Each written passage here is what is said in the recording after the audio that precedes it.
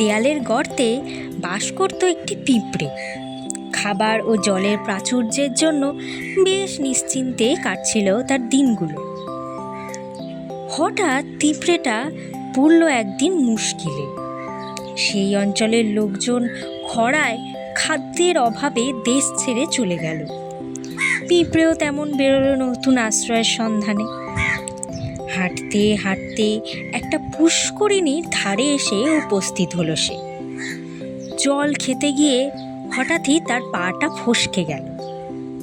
সে যখন হাবুডুবু খেতে খেতে তলিয়ে যাচ্ছে, এক ঘুঘু পাখির নজর পড়ল তার দিকে। ঘুঘুটা পিঁপড়ের প্রাণ বাঁচানোর জন্য ঠোঁটে করে নিচের জলে গাছের একটা পাতা ছিঁড়ে ফেলে দিল। পিঁপড়েটাও সঙ্গে সঙ্গে পাতার ওপর উঠে নিরাপদে আবার ভাসতে ভাসতে ডাঙায় ফিরে এলো।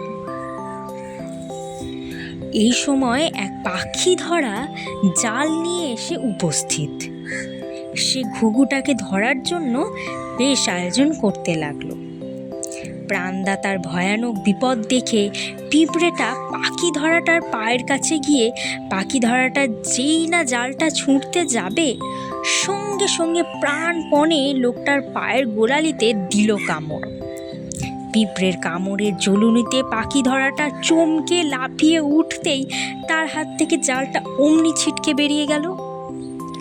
পাখি ধরাটার হাত থেকে জালটা ছিটকে যাওয়ার সঙ্গে সঙ্গেই ঘুঘুটা সব বুঝতে পেরে সেখান থেকে উড়ে নিজের প্রাণ রক্ষা করলো।